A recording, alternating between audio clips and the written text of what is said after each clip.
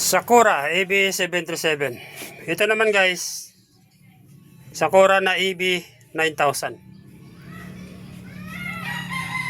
Yan nga, mayroon itong Bluetooth. Dito sa kabila wala. Ngayon, alam nyo ba na mas sikat ito compare dito? Ngayon, titingnan natin yung kanilang laman. Actually, mga paggawa ito guys, hindi ito akin. Nagawa na ito lahat. Ito yung laman na isang 737. Yan. Bali, toppers na 5200 and 1943. Yan. Meron siyang apat na kapasitor. 100 volts. Ito yung kanyang mga rectifier diode. Marami siyang fuse. Yung remote control yung kanyang volume control. Ito yung kanyang transformer. Ito naman ang EB9000. Ito yung kanyang laman. Meron siyang dalawang kapasitor.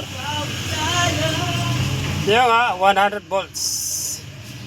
Dito sa kabila is 100 volts din. Ito yung kanilang UPT. Yung mayroon siyang heatsink yung kanyang driver. Mayroon siyang 3 pairs. Tatlong pares ng 5200 and 1943. Dito yung sa kabila. Ngayon, titingnan natin yung kanilang transformer kung alin nga ba yung mas malakas sa dalawang amplifier na ito. Malaki ito. Siyempre, mas malaki ito compare dito.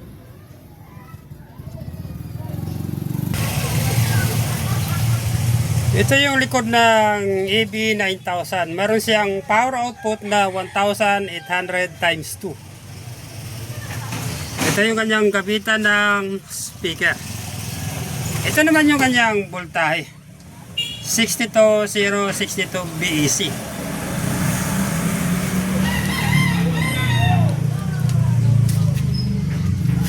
Ito naman yung sa EB737.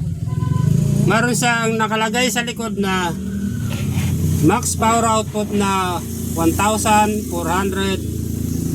times 2. Yan. Ito naman yung kanyang voltahe. Yan. 55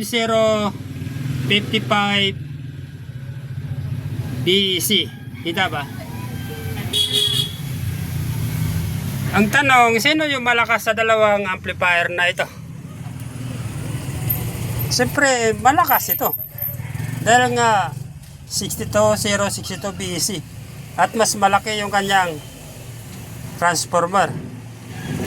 Kaya lang, bakit sikat yung EB737? Dahil nga, una, apat yung kapasitor, dalawa yun nandun. Ibig sabihin, mas mataas yung nilalabas na current ng transformer. Dahil nga apat yung kanyang kapasitor. Isa pa, naunang lumabas kasi ito na model ng Sakura EB737. Yung kasunod kasi na lumabas, ito yung EB9000.